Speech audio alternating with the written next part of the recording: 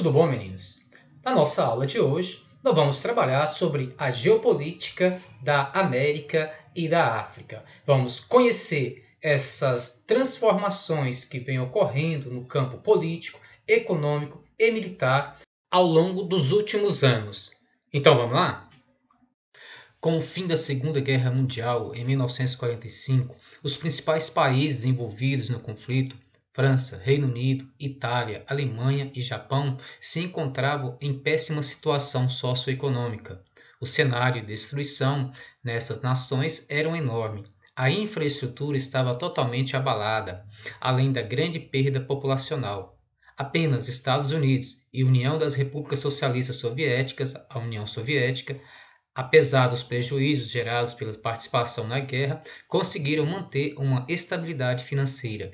Os Estados Unidos foram beneficiados principalmente pelo fato de a Segunda Guerra Mundial não ter ocorrido em seu território continental e por terem obtido expressivas vantagens econômicas ao apoiarem e sustentarem os aliados europeus durante o conflito, tornando um dos seus maiores credores. Além disso, as empresas estadunidenses lucraram muito ao fornecerem bens e serviços nos mercados mundiais debilitados pela guerra e, desta forma, assumiram posições comerciais anteriormente ocupadas por empresas de países europeus. Já no caso da União Soviética, as razões foram mais militares que econômicas. Ao final da Segunda Guerra Mundial, o exército soviético havia libertado quase todos os países ocupados pelas tropas nazistas no leste europeu e foi o primeiro a alcançar a capital alemã, Berlim. Nenhum país terminou o conflito em condições mais favoráveis do ponto de vista de distribuição territorial das forças militares.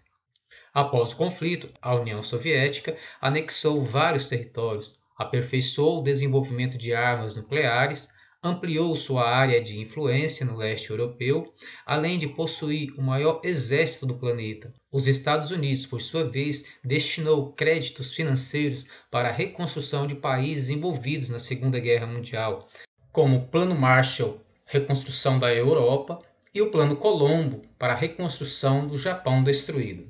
Ampliou suas zonas de influência e cercou-se de tecnologia para a produção de armas nucleares. Por esses aspectos, em comum, Estados Unidos e a União Soviética passaram a ser considerados superpotências mundiais. Entretanto, havia uma grande diferencial entre essas duas nações.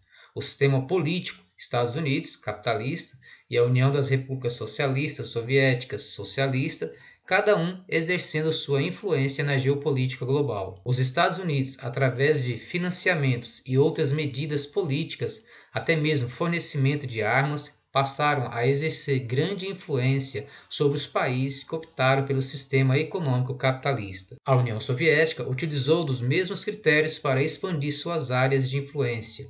Estabeleceu-se a geopolítica bipolar, interferindo diretamente na política de vários países. Conflitos armados foram impulsionados por essa rivalidade entre as duas superpotências. Entre eles estavam a Guerra da Coreia, Guerra do Vietnã, Revolução Cubana, o conflito do Oriente Médio, conflito entre os grupos separatistas na África, além do apoio de golpes militares, como, por exemplo, a ditadura militar do Brasil, o golpe ao presidente Salvador Allende no Chile e apoio a políticas ditatoriais em várias nações. Enquanto a União Soviética consolidava sua liderança na Europa Oriental, em parte expressiva da Ásia, onde passou a dividir influência com a China, que também se tornaria socialista em 1949, e em alguns países africanos, os Estados Unidos exerciam a supremacia sobre a Europa Oriental, a Oceania e maior parte da África e, sobretudo, a América. A hegemonia no continente americano fazia parte dos objetivos geopolíticos dos Estados Unidos desde a proclamação da doutrina Monroe, em 1823. Assim, era vital para a superpotência capitalista evitar que a superpotência socialista, a União Soviética, conquistasse áreas de influência em seus domínios mais tradicionais. Contudo, a Revolução Cubana, ocorrida em 1959, e a adesão desse país ao socialismo em 1961 iriam abalar o cenário geopolítico no contexto da Guerra Fria e protagonizar uma das relações bilaterais mais tensas daquela época. Porém, na década de 1980, a União das Repúblicas Socialistas passou por uma grave crise econômica, sendo consequência da própria política adotada. A falta de criatividade e agilidade para modificar a estagnação do setor industrial, queda da produtividade de bens de consumo, alimentos, roupas e etc., além de outros gastos com armamentos, levaram a uma defasagem em relação aos avanços alcançados pelos países capitalistas desenvolvidos. O agravamento da crise do sistema socialista ocasionou um processo de enfraquecimento da União Soviética, que culminou em 1991 na desintegração desta. Esse fato estabeleceu o fim da Guerra Fria e, consequentemente, da ordem mundial bipolar. Cuba, o socialismo americano. Até 1959, Cuba era governada por Fulgêncio Batista, ditador que havia anulado a Constituição e atuava no sentido de satisfazer os anseios da oligarquia cubana e os interesses estadunidenses. A corrupção era frequente, ao passo que a maioria da população passava por severas privações, o que aprofundava a insatisfação no país. Esse contexto estava associado ao surgimento de um movimento armado liderado por Fidel Castro, Ernesto Che Guevara e seus aliados, estabelecidos na porção oriental do país. Dirigiram-se até a capital Havana, forçando Batista a buscar exílio. O triunfo da Revolução Cubana e a tomada de poder por Castro, a princípio, foram subestimados pelos Estados Unidos, que não perceberam de imediato a possibilidade de o país se tornar socialista.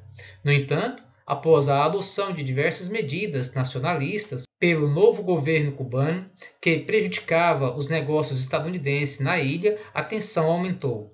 O governo cubano percebeu que para se manter precisava de apoio internacional e, naturalmente, aproximou-se da União Soviética, passando a se orientar pelo socialismo.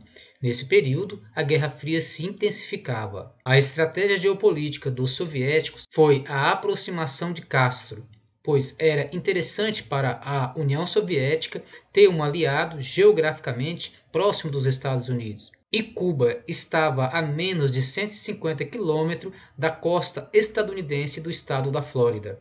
Diante da aproximação entre Cuba e a União Soviética, os Estados Unidos impuseram um bloqueio econômico ainda hoje vigente ao país e articularam sua expulsão da OEA, Organização dos Estados Americanos. Em 1962, esse cenário proporcionou ao mundo um momento considerado por muitos como o mais tenso de toda a Guerra Fria.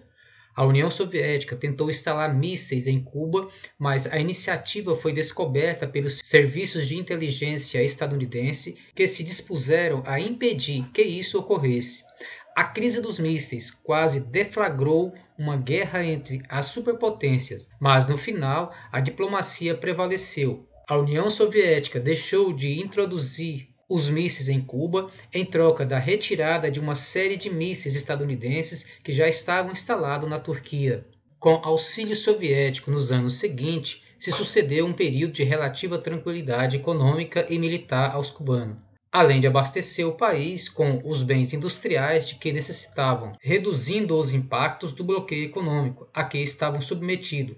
Os cubanos puderam consolidar notáveis avanços sociais, especialmente nas áreas de educação e saúde.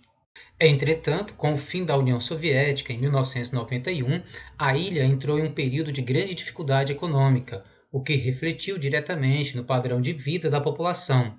Ainda hoje, o povo cubano passa por situações de racionamento de bens de primeira necessidade. A dificuldade em obter combustível e peças, por exemplo, impede a expansão efetiva da atividade industrial no país. O setor agrícola, por sua vez, é pouco desenvolvido, apoiado em um solo exaurido e técnicas defasadas e isolamento comercial, não suprindo a demanda da população adequadamente. Duas das principais alternativas encontradas pelo governo cubano para a geração de renda na ilha foram o envio de médicos a países onde a demanda não é suficiente e a abertura do país ao turismo. Banhada pelo Mar do Caribe, Cuba conta com praias paradisíacas e turistas de várias partes do mundo se hospedam em hotéis ou resorts cujos serviços não estão disponíveis à população local, mas ajudam a dinamizar a economia do país. Como podemos verificar nas colunas de 2005 a 2015, observamos que o setor terciário ele é o setor mais importante da economia cubana, turismo, comércio. Em segundo lugar, nós temos o setor secundário, onde nós podemos verificar que o setor industrial ele é pouco expressivo e o setor primário ele é pouco desenvolvido, como nós podemos verificar no topo das colunas em verde. No início do século XXI, o apoio de diversos líderes latino-americanos com orientação ideológica à esquerda, sobretudo o então presidente da Venezuela, Hugo Chávez, foi fundamental para a economia cubana. O país encontra-se menos isolado e promove concessões pontuais à economia de mercado, embora sua população não possa desfrutar do mesmo padrão de consumo. Recentemente, a longa dinastia dos irmãos Castro chegou ao fim. Fidel Castro havia deixado o poder em 2008, vindo a falecer em 2016. Seu irmão Raul, que também participou diretamente da Revolução Cubana, governou o país a partir de 2008.